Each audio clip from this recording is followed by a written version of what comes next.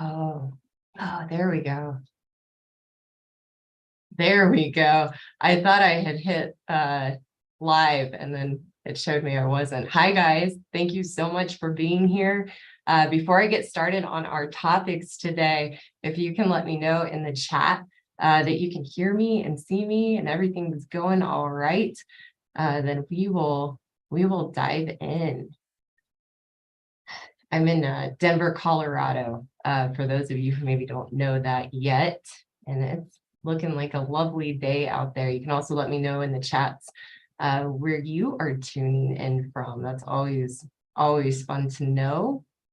Awesome. Thank you so much, Arch Nemesis. Everything seems to be good. I am so excited to be here. Welcome to the Happy Wife School show. I've decided this is going to be a weekly series, and in all of my videos, my aim is to teach. That's what's different about me than maybe some other influencers, not good or bad or right or wrong, but I'm a teacher. And so my goal and intention and everything I do on my channel is to teach women the things that I have learned as a woman and as a wife, and to also teach men who are here and want to learn about the challenges that they have with their wives and with women in their lives of being emasculating. And so what I really see these weekly series is a chance for me to go into more depth and teaching on some of these concepts than I do in the videos that I post during the week that are shorter. And yes, this is live. International Health Coach, thanks for asking. This is live.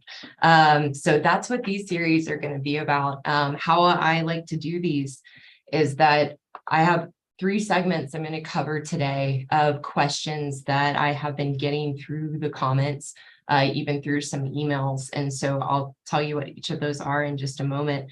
And I'm going to speak to each of those, and then I will save questions that I get through the chat until the end of the stream. And if you can't be here the whole time, just check back in once it's posted on my channel, and you can fast forward till the end or watch till the end and see your question answered. I won't answer all the questions that I get, but I'll answer the ones that I feel are most relevant and most helpful. So that's how today's show is going to go.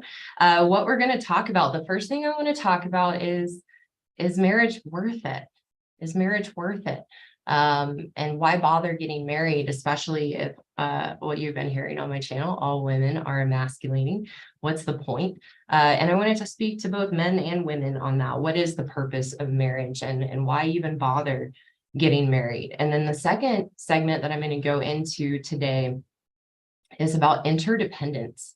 There's a video that I did. It was actually the first video that I posted on the Happy Wife School about the real reason that marriages fail. And a lot of comments on that video, I've been seeing this concept of interdependence and how it's not about codependency, it's about interdependency in a relationship. So I'm going to talk a little bit about that because it is another flawed therapy model. And we're going to talk about why that is and what actually makes a healthy relationship between a woman and a man.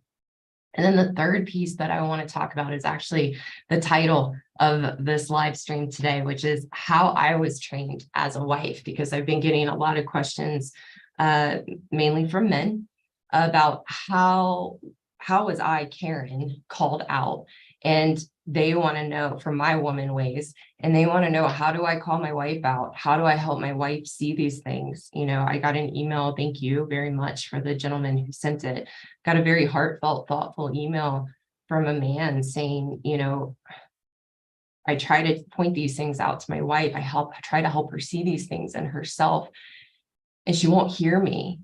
And it's very frustrating. And what are we supposed to do as men? How do we help our wives see these things? And so I want to talk a little bit more about my journey, my story, to get to where I am today, and seeing things about myself as a woman. And can you help your wife see these things? And that's the question that I'm going to answer at the end. So that's where we're going today. Let's jump in and get started. Again, thank you so much for being here. If you haven't already, please subscribe to my channel so that you're notified when I put new content out. I'm just so excited about the growth of the channel and all of you being here and being so supportive. Like this video, like my other videos, so that more people find it, so I can keep getting my message out there. So let's dive into the first part. Is marriage worth it? Is marriage worth it? And why bother even getting married if women are emasculating? And these are the ways that women show up. This is, again, another comment I've been seeing a lot on my videos, is like, what's the point? Like, if all women are emasculating, what is the point? And I want to speak to both men and to women on this. And I'm going to address men first, because that's the question I keep seeing most from men on my channel, and then I will speak to women. So what I have learned and what I have been taught about marriage and what I practice in my own marriage. I've been married for almost 10 years. I've been with my husband for about 15 years. And I have been on this journey as a woman, as a wife, learning how to drop my walls, learning to catch myself in my emasculating behaviors, learning how to be kind and loving, and really evolve as a woman and a wife for almost a decade now. It's been like 8 or 9 years. And what I have learned about marriage, and this is what I teach men and women, is that marriage is the greatest place to learn about ourselves. It is the greatest place to learn to outgrow our own limitations. It's the best place to become and grow into and continue to be on a journey of evolving into the best version of ourselves, which I call, and many call, self-actualization. And the reason for that is that marriage is a structure. Marriage is a structure that bumps us up against our flaws, against our weaknesses, against our limitations, when we have the right context to learn and grow from those limitations and weaknesses, and that we can actually evolve and we can use it as a structure to grow and evolve. So here's what I teach men in my men's relationship course. And then I'm going to share a little bit about what I teach women in my women's relationship course, because I understand that argument. It's a very, very reasonable argument. Why be married if my wife is just going to beat me down, emasculate me, make me feel weak in myself, disrespect me, not take accountability for herself, not follow through with her word and her end of the bargain to change? What is the point? And I've been working with good men in my relationship course for men for about 7 years now. And here's what we have to know, and I've talked about this in a couple of other videos. And also, just for those maybe tuning in or just here, I'm going to teach and share what I have to share today to support you and help you understand these issues. And then at the end, I will take a look through the chat and answer questions. So if you're writing things in the chat, just know I'll be looking at that a little bit later. But here's what men need to know is what I teach is in the dynamics of relationships between women who are emasculating and have their walls up, which on a spectrum is all women. Some women is much, much less. Some women is much, much higher. For most of us, it's somewhere in the middle. Is before you understand how women operate in relationships and how women show up with good men and are emasculating ways, what happens is that good men are actual victims of emotional abuse and emasculation. I shared this last week. One of my favorite phrases is, if you spot it, you got it. And what I have seen in the last 7 years working with good men is that it can be very difficult to spot their wives' emasculating behaviors and understand what is happening. So what I do is help pull back the curtain, and that's what I'm doing on this channel, to expose our woman ways and to teach men how to stand up for themselves in a marriage in a responsible, loving, kind way, so that they become strong in themselves and reconnect with who they are as good men, so that the emasculation just bounces off. So for men in my course and for men on this channel who I'm teaching and you're taking these things in, once a good man knows his wife's emasculating behaviors, then he has a choice. Before you understand it, before you really get the curtain pulled back, you can't see it because you don't have these qualities and traits in yourself. But once you see it and you understand the dynamics between you and your wife, then you can no longer be a victim. Because now you have a choice to either stay in the relationship and learn to navigate the emasculation, and you have a choice to leave. And what I have found again and again and again and again is that in spite of a good man's wife's emasculating ways, he still loves and adores her. And he also might be invested in that he's a dad and he has kids and he has other responsibilities. So to him, it's not a real choice to leave because he's a good man. He's hardworking. He wants to follow through. He wants to honor his word and show up. And so most good men that I have worked with choose to stay. And so what I teach them is how to use the emasculation from your wife as your greatest teacher, to understand that she is exposing the limitations and weaknesses within yourself, that what is it in a constructive sense so that we are not victims. And this is what I teach men and women in a myriad of different dynamics and relationships. What is it in me? What is the weakness in me, the limitation in me that causes me to be emasculated by my wife? And then it exposes those weaknesses so that we can learn. And so, in this case, in this context, so a good man can learn to become strong in himself and use the emasculation as a gift. How I have used this as a woman is that, and I've seen this come up in the comments too, and it's so true. Women are vicious towards other women, and we emasculate each other. And women live in a hierarchy of their relationships, and there is always an alpha female in the dynamics of a relationship. Very few relationships I've had with women have I been the alpha, but it has happened. And before I knew better and before I learned these things, I have emasculated other women. And now in my life, I run into, and I that is a standard that is very important to me, that I catch myself and I do not emasculate other women. And I catch myself and I'm on top of myself in that.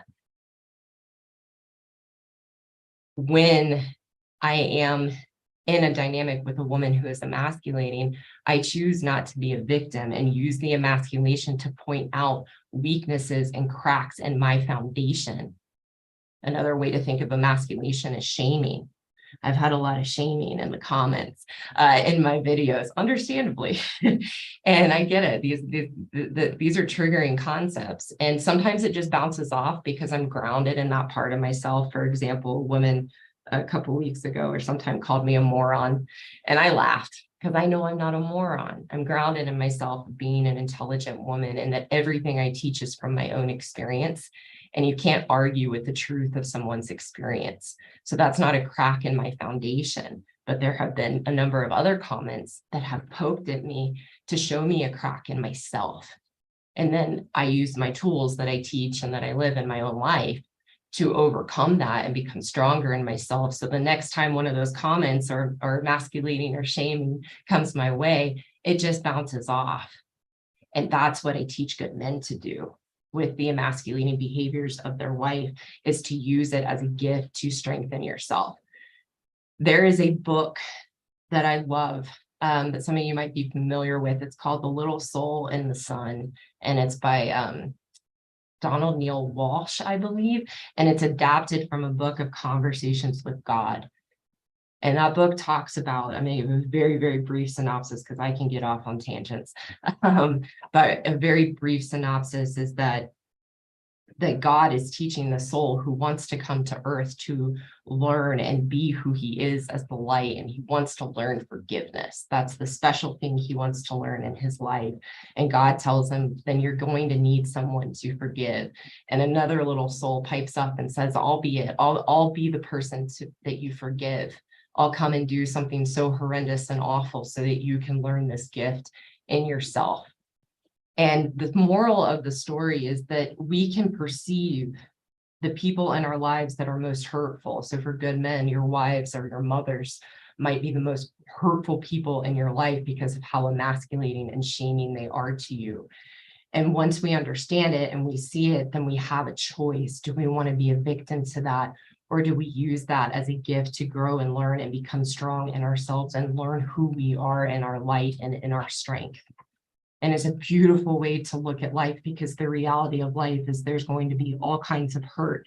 There's going to be all kinds of things that crush us and are heartbreaking, but we can use those as the gift to learn and grow in ourselves and get to know who we are and the beauty of how God created us. And that's the foundation of what I teach good men who want to stay with their wives and want to learn and grow. Because the truth is, in 2022, there's 68 million men in the United States who are married. There are 68 million women in the United States who are married. And yes, there's a lot of divorce too, and there's a lot of people considering never being married. But we have to, for those who are married and those who do still want to be married, we have to have a way to look at marriage that is beyond just getting our needs met and beyond the traditional values of what we once considered of a marriage. And for me, and what I teach is marriage is the place to learn to self-actualize. So for the women listening, I spoke to the men and what you use the emasculation for. And I'll post a link to my course in the comment or in the about section of this video, the description, once the video is done, in case you're interested and you want to learn more about it. But for women, so point of marriage for a woman is to learn to, and this is what it has been for me, is to learn to outgrow our emasculating behaviors, to learn to drop our walls. And for me, and you'll hear me say this a lot, my marriage and my relationship with my husband, who is just a wonderful man, as my mentor tells me often, and I remind myself, I hit the jackpot of a good man, and I had no idea who I was picking or what I was doing, but to be on this journey with him and how much he has taught me about myself as a woman, and his kindness and his thoughtfulness that I have learned to see on this journey of using my marriage to self-actualize has taught me to find my softness. It has taught me to find my kindness and my goodness as a woman.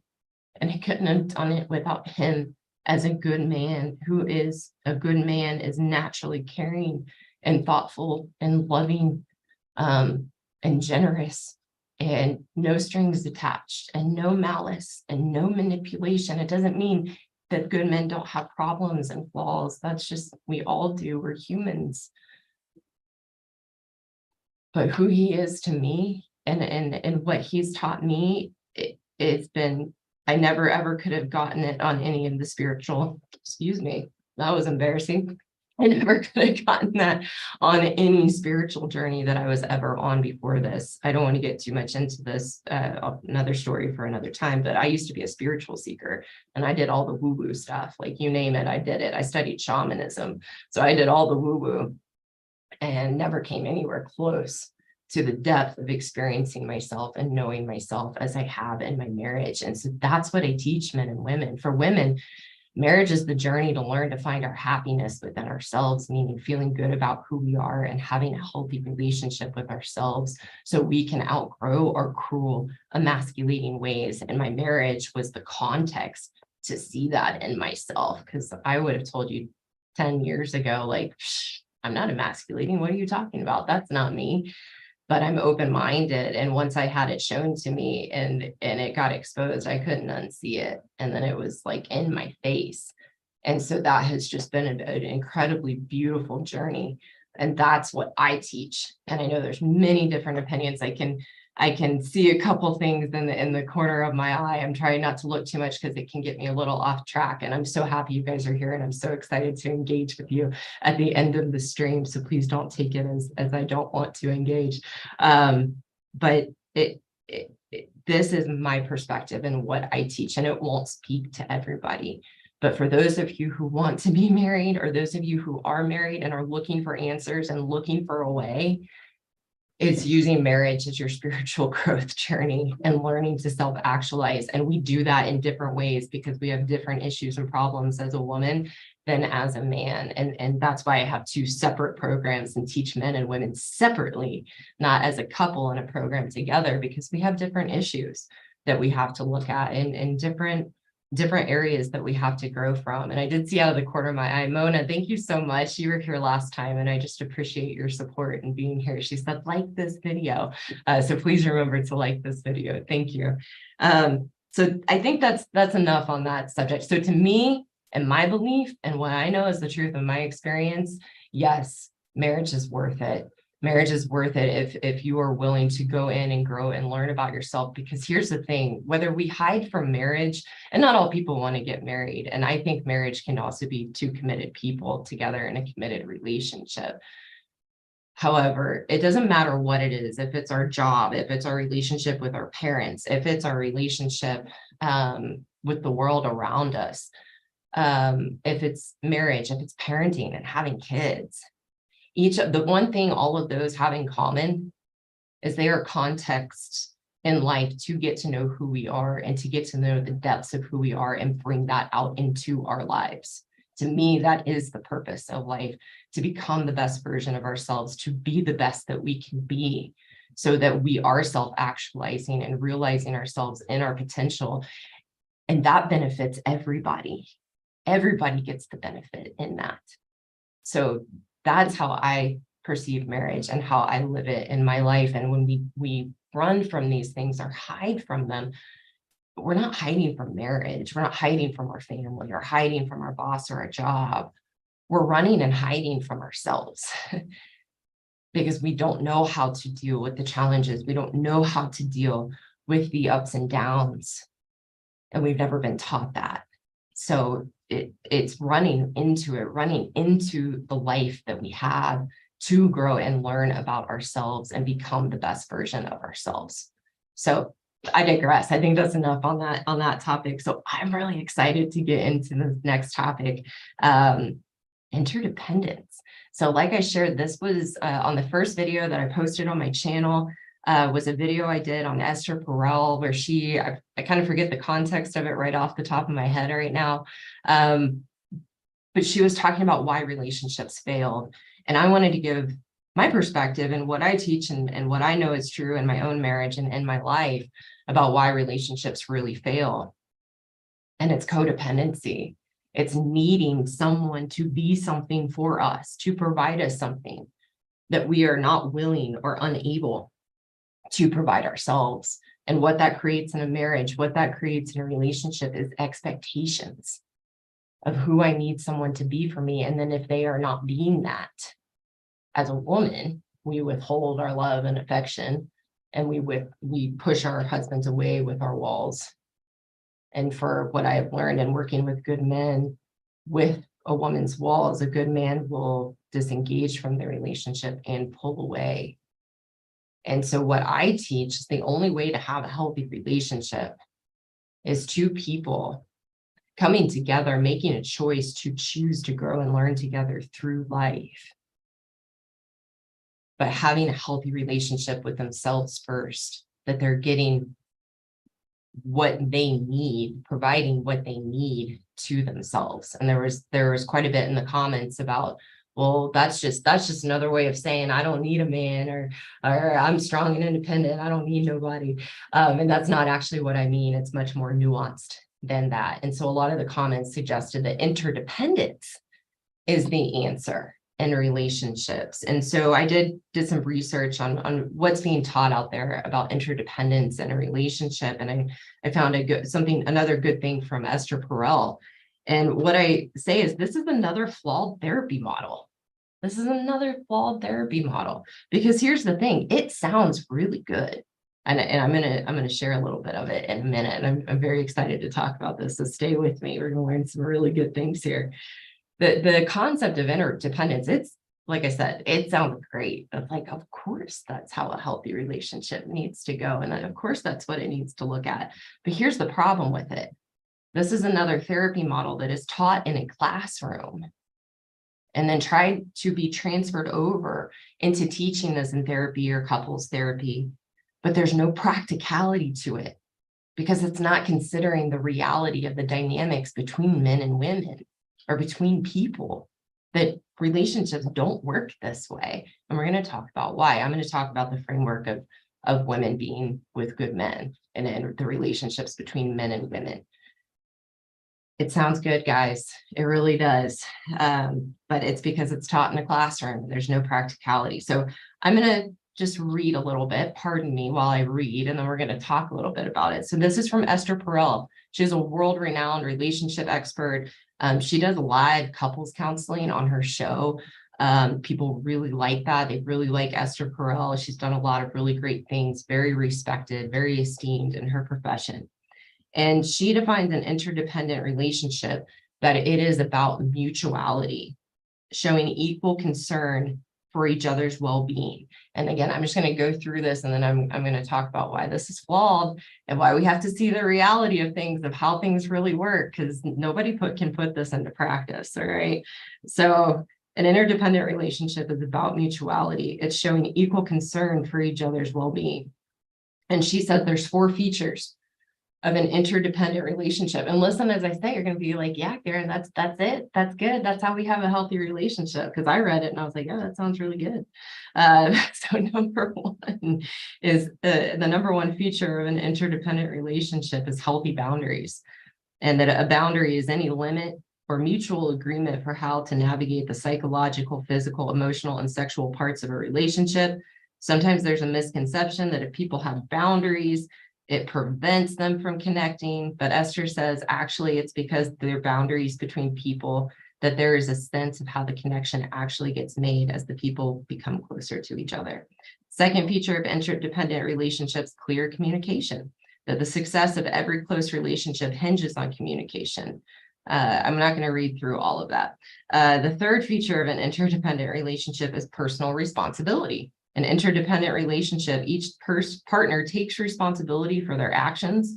They apologize for their mistakes and don't blame each other when things don't go to plan.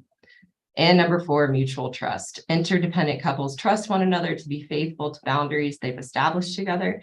They support each other's personal interests and goals and enjoy time alone or with their own friends. Sounds good, doesn't it? Like, yeah, that's a healthy relationship. And in a world between 2 healthy people who are able to do that, that is what a healthy relationship looks like. Absolutely. But here's the problem with using that as a model to try to change your marriage or relationship and have a healthy relationship with each other. And I'm going to talk about this from the framework of being a woman and what we know as women that we have. We can't deny these behaviors. We might not want to see it and you might not like it when I talk about it, but they're true. Here's the problem between a relationship with a man and a woman and trying to have an interdependent relationship. And I'm speaking all from my own experience. I think it's really important for the women to know who hear my message and get really upset. I get it. Is that I don't talk about anything about women that I haven't had to see in myself and that I don't practice and live in my own life and in my own marriage. I said last time in my last show, I'm a human, not a machine. And I make mistakes and I stumble in my marriage. I do my best to hold myself to my integrity and not stumble because I know stumbling is a choice, but I do. So there's nothing you're going to hear from me that I don't know about myself as a woman. What I want women to know is there's a deeper part of us as women that we haven't been taught how to access, which is why I'm here. and what I want to teach women, that underneath these behaviors are just our protection because we're scared. And we've never been taught how to be in control of our emotional state. We have been taught that we are wired to be emotional beings and that we don't have control over our emotional state. And it's just who we are as women. And it's what makes us empathetic and it's what makes us compassionate. I have a totally different perspective based on my own experience and my own work that I've done and did working with hundreds of women over a decade. Here's the problem with boundaries. So we're going to go through each one of those features of an interdependent relationship. I can feel myself getting excited. My foot is tapping down here. So here's the problem.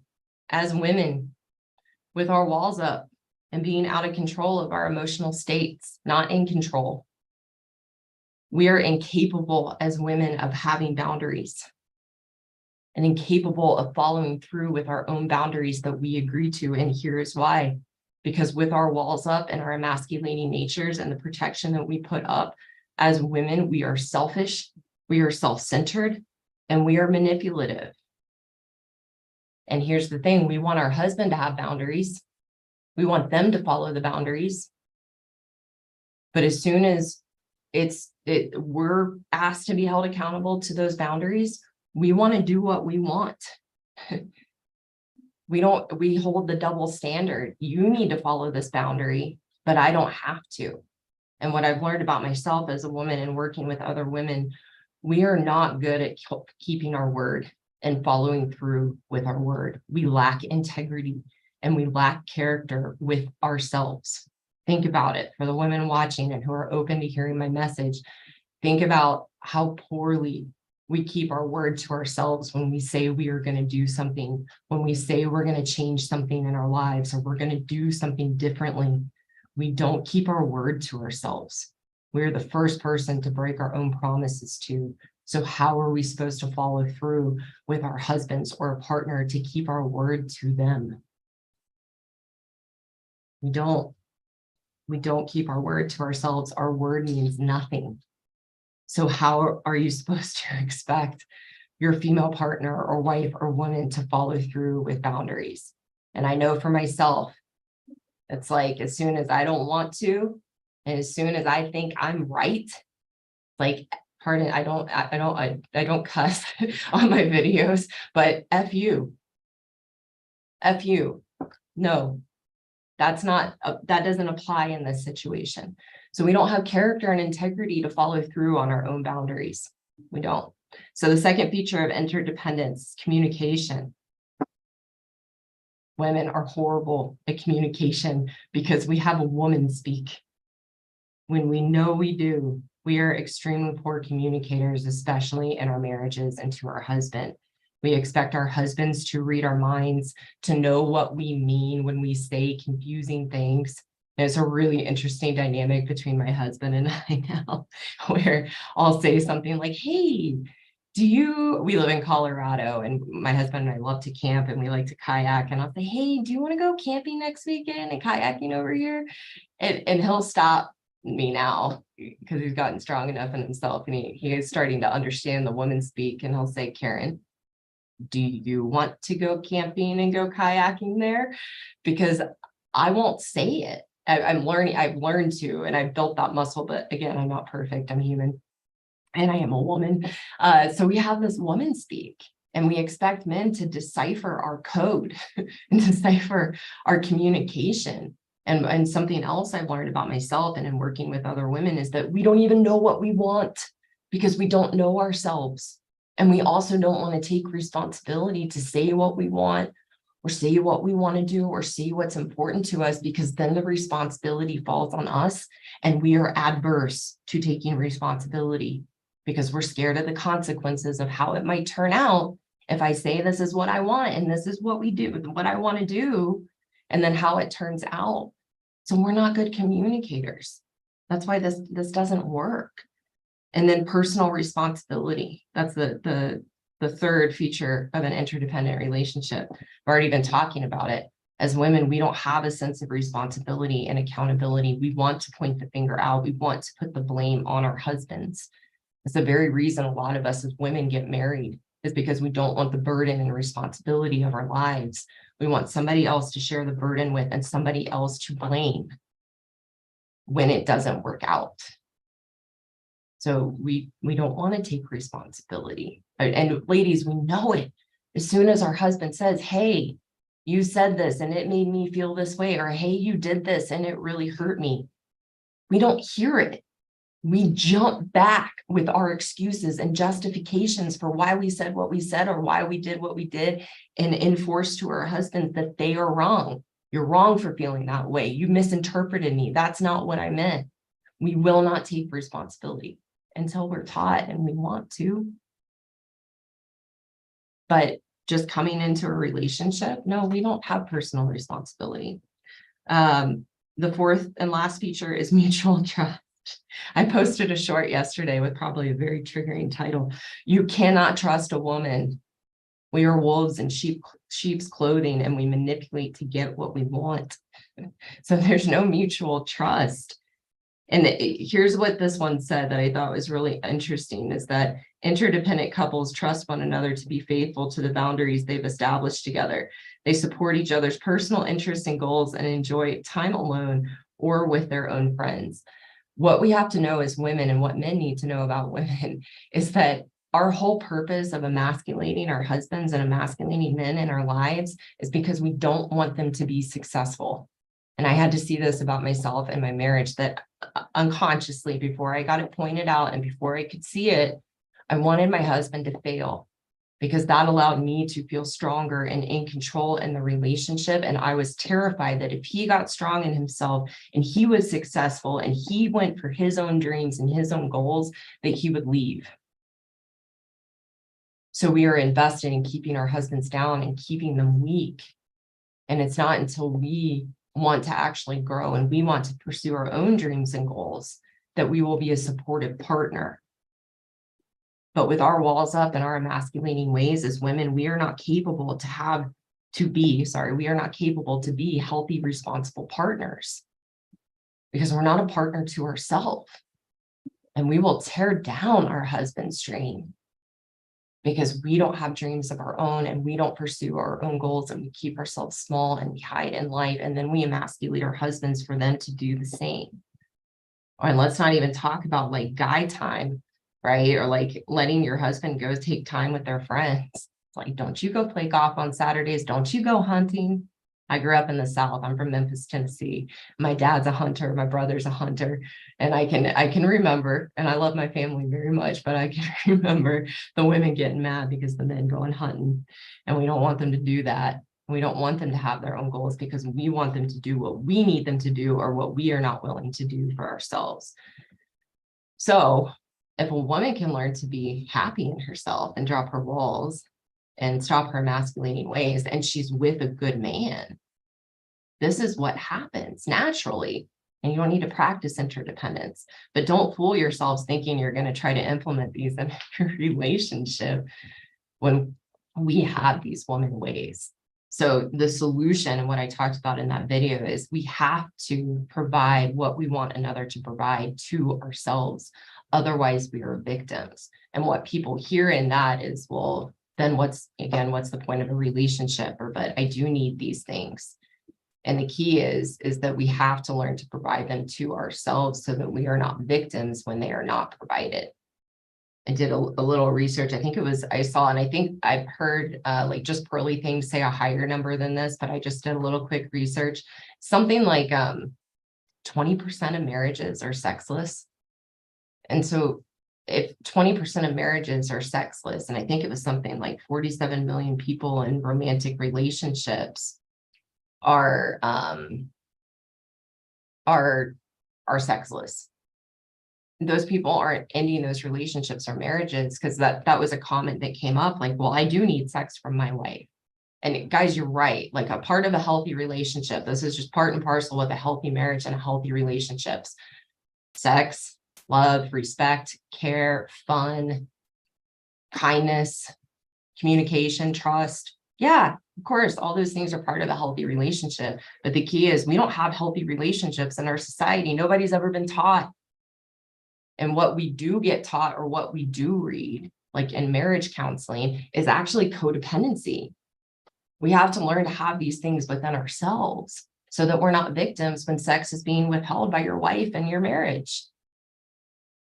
So how do we find that within ourselves? And I'm not saying that that's right or that's okay that those things happen in a relationship, but the reality is we don't have healthy relationships. And what happens, the nuances, is what happens when we provide to ourselves what we want another to provide to us. And we depend and rely on ourselves in a healthy way as we find our happiness internally. And happiness, I define as feeling good about who we are and having a healthy relationship with ourselves. When we do that, then we have the intimacy and care and love and respect in a relationship. That's what happened for my husband and I. That's what I teach couples. When I learned to be happy in myself and began to see my husband as a good man, he's naturally a good man, so he's caring, kind, and loving. So when I stopped my emasculating ways, he re-engaged in the relationship. I was a whole person in myself. He's a whole person in himself. And I would argue we have the most intimate, close marriage that has ever existed. And I don't say that with an ego or conceitedness. What we have is very, very special because of our willingness to be independent in ourselves and then bring the whole of who we are into the marriage, and it works. And we have a dance and we have a closeness that I never, ever could have imagined having in a relationship or in a marriage. And it works, and it's beautiful. Because we're healthy in ourselves and we have a healthy relationship with ourselves, then that gets mirrored back in the relationship, and we have all the healthy parts of a relationship. We have sex and intimacy and trust and love and care and fun, but it doesn't come from this of an interdependency or a codependency. It comes from this. I digress on that subject. I have one more. You guys are great. You're staying with me. Lots of fun things happening over here in the chat. I'll look at them in a little bit. I do see that George Bruno from Listen, My Son is here. Thank you so much. What an honor to have you here. And I just appreciate all the encouragement and support that you've been giving on my channel. Thank you so much. And Mona staying active in the chat. Thank you so much. So let's go on to the last topic, and then I'll take a scroll and see if there's any questions that would be helpful to answer in this live stream. I saved those for the end because I think I said earlier, I can get off on tangents and then all of a sudden I'm going here and here and here and here, and then I lose my cohesiveness. So thanks for staying with me and keeping that chat alive. So the last part, how did I get trained as a wife? How did I get trained as a wife? And the reason I want to talk about this, I got a really nice email. I think I talked about it in the beginning. Got a really nice email from a gentleman asking me, how did I get called out for my woman ways, and why was I open to it and receptive? Because he tries to tell his wife and he won't hear her until she hears it from her therapist, and then she'll come around. And but he said it's like hitting my head against a brick wall. And I know a lot of good men watching and listening say, yep, that's what it's like. And here's the truth. Here's the truth.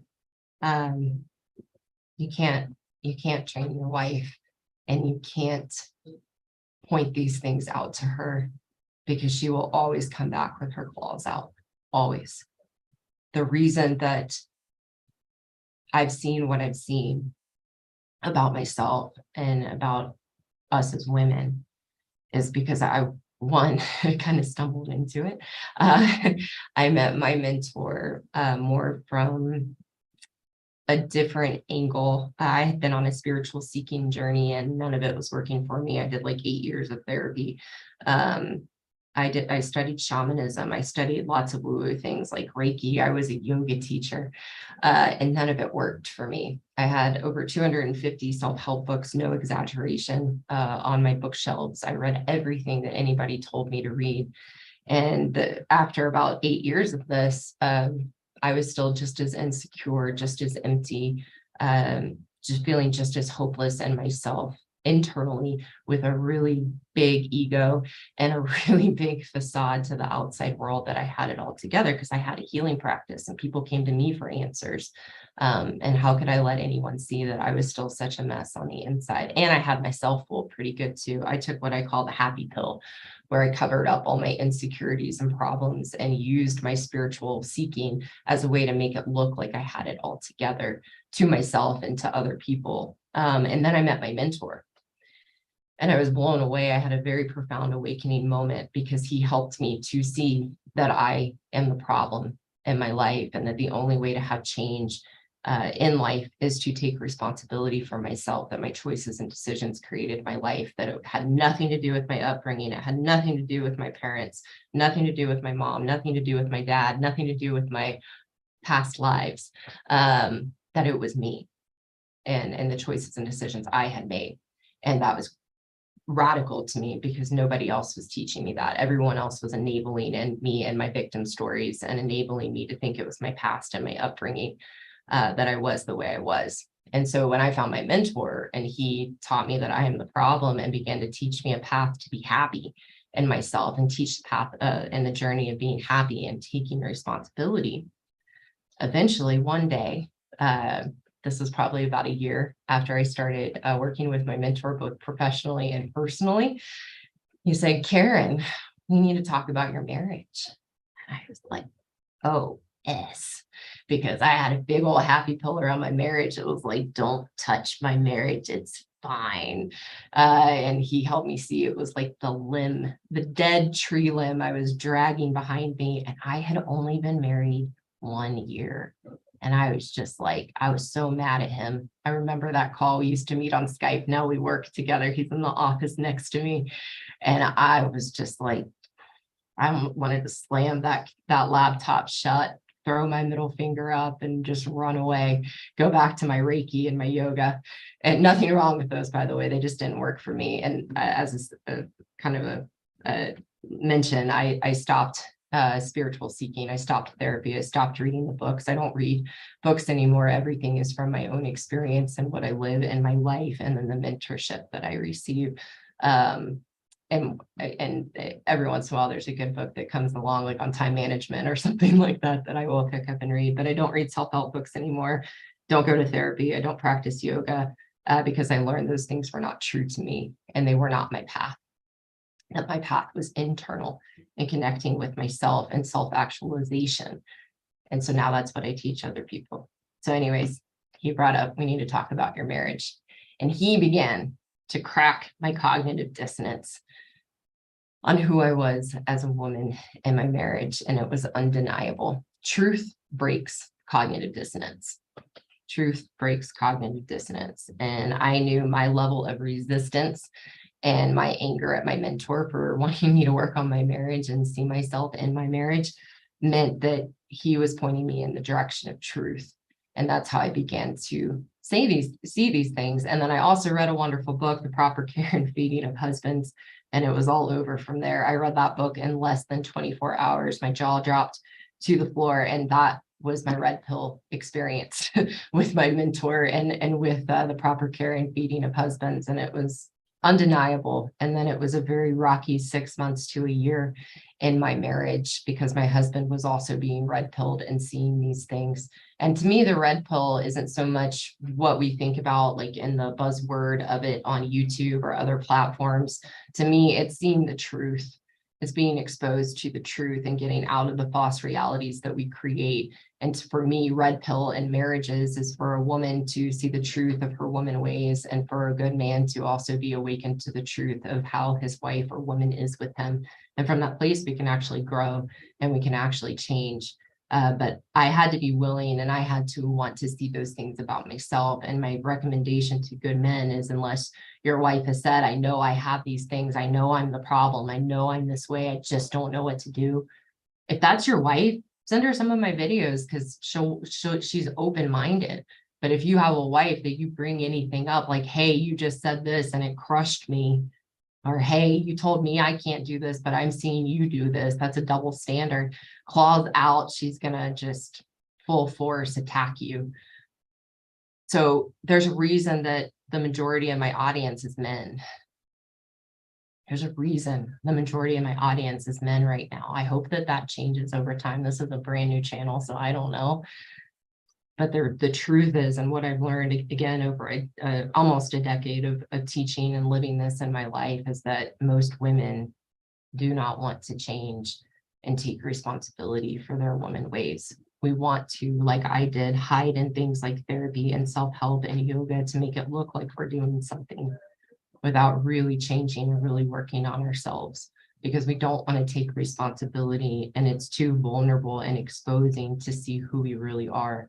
If there's one thing that's true for all of us as humans, is we do not want to be exposed, and we do not want to have to see our vulnerabilities. And in my experience in working with good men, they're actually much more willing to go there and go to those vulnerabilities. As women, we have a really hard time with it, and we fight it because we don't want to take responsibility. So there's a reason there's mainly men, and it's not some of the reasons you might think. It's because as women, we really struggle to see truth, and we really struggle to want to take responsibility. I feel very blessed and very gifted in my life that I can and want to see truth, but it doesn't mean it doesn't come with a fight sometimes, because it does. So I hope to reach more women. I hope more women want to see these things, but we struggle to see truth. And that's for all of us as humans. But I teach men. So here's the solution before I get off on a tangent. Here's the solution, is that it's learning to accept your wife for who she is. And when you learn to become strong in yourself and navigate the emasculation in a way where it becomes your teacher and you can grow and learn from it, you're not a victim anymore. And what happens is then you can accept your wife for her flaws. Like I said, there's a spectrum of women of where we fall on our emasculating ways. And my experience and the men I worked with, and even the women I work with, were more kind of in the middle on lower. I worked with one gentleman that I can remember who had a wife on the extreme emasculation side, and he chose not to stay. They didn't have kids, they were newly married, and it just became very apparent the kind of woman he was dealing with, that he got blinded by in the dating process. And that happens. So what men often find is when they can understand the emasculation, and I help them normalize it. You didn't get the wrong wife, you got a woman. It's not greener anywhere else. Is that then they learn to accept their wives, they learn to navigate the emasculation, become stronger in themselves, and then they see all the wonderful things about their wife. So there's a show that I like. It's a little older. I think it's from like 2006. It's called Friday Night Lights. I like football. I'm from the South. And I like that show. And the wife in it, of Coach Taylor, if you're familiar, she's really emasculating. She's very emasculating. But when you look beyond that, she's like this really lovely, likable woman. And that's what happens for the good men that I work with. They begin to accept their wife. Yes, I see these things, but now I can navigate it. I can normalize it. And then they see all the lovely qualities. So nothing of what I talk about is meant to paint women as bad people. We are not inherently bad. We're just wired differently, and we have different ways that we protect ourselves, and they are very destructive to men, and they're very destructive to ourselves. I'm going to do a video soon. I'm going to wrap up here in a minute and take a look at the chat. Lots happening over there. A video I'm going to do soon. So there's a misconception in the red pill community, in the comments I've seen in my videos, that, and some of you are going to like vehemently deny or disagree with me. You will vehemently disagree with me on this, and that's okay. It doesn't mean these things don't have a play or enable us in our woman ways, but it isn't feminism. It is not feminism or the Western world that women are the way that they are. Those things don't help. But if we think, and this is what I teach both men and women, if we think it's feminism or the Western world or the government or the laws that make women the way that we are, it causes us to be victims, and there is no solution. No solution, because I don't have control. This is a fundamental truth. I do not have control to change the people and things outside of me, especially institutions and ideologies. I only have control to change myself. So what I understand and what we can see across history all around the world is that women have always been women. And that these things are inherent in us as women, because we have not learned to drop our walls, to be in control of our emotional state and have high emotional intelligence. but we can learn to develop high emotional intelligence, and we can learn to be in control of our emotional state. And then we find a much deeper experience of who we are. So it's an internal experience of ourselves as women that creates our woman ways. That's not happening to us from outside of us. So I'm going to do a video on that soon. And I had a point of why I wanted to share that with you, but oh, well, I lost it. But just know I'm going to do a video on that soon. Where do woman ways really come from? As long as they come from something outside of us, there's no hope for change. So we have to recognize it comes from within us. And that's a much deeper, bigger concept that applies to us as humans. And so I'm going to teach overcoming victim and understanding our human nature as men and women as victims, and to want to point the finger outside of ourselves for why we are the way we are. And it gets reinforced by our culture, and it gets reinforced by traditional psychology, because everything is based around understanding ourselves based upon our past and our upbringing. And that's actually what keeps us really stuck. So stay tuned, because that's a video I'm going to do soon. So thank you guys so much for being here. Oh my goodness, there's a lot to go through here in this chat, but I'm just going to take a quick look and see if anything pops out of questions. Oh, Mona asked, Karen, how can I contact you outside of here? If you go to my About section on my YouTube channel, you'll see the little button you can push to get my email address, and please email me there. Oh, thank you, George Bruno, for your support and for being here. I'm not seeing any questions. There's a lot in here. I'm gonna have to come up with a way to train myself. How do I go through some of this while I am live? Lots good stuff here, but I'm not seeing any write out questions. If anybody has a question you want me to answer, maybe type it in now and I'll hang out for just a second. Thank you. Here's one. Yay. What's your background? How did you evolve into this? So I shared a little bit just earlier. I was a spiritual seeker and I was a yoga teacher, and I did all the woo-woo stuff. And I got a degree here in Denver, Colorado. That's where I live, in Denver, Colorado, from Metro State University of Denver, in integrative therapeutic practices. And it was all about like holistic medicine and complementary medicine to Western medicine. And that's what got me started on like a spiritual path and seeking a deeper meaning and purpose. And then along that path, I met my mentor, and everything shifted from there. And I stopped my spiritual seeking because I realized that as long as we try to seek ourselves outside of ourselves in books and gurus and healers, we're never going to find ourselves because we're not out there. We're in here. And so my mentor taught me a path of going inward to find my happiness and build a healthy relationship with myself. And it was the most practical, pragmatic path that I never thought I wanted, because I wanted the woo-woo, I wanted the spiritual, because it was actually a way for me to escape myself and escape my life and not be Karen. So he taught me a path of self-actualization that I am on, because it's a lifelong journey.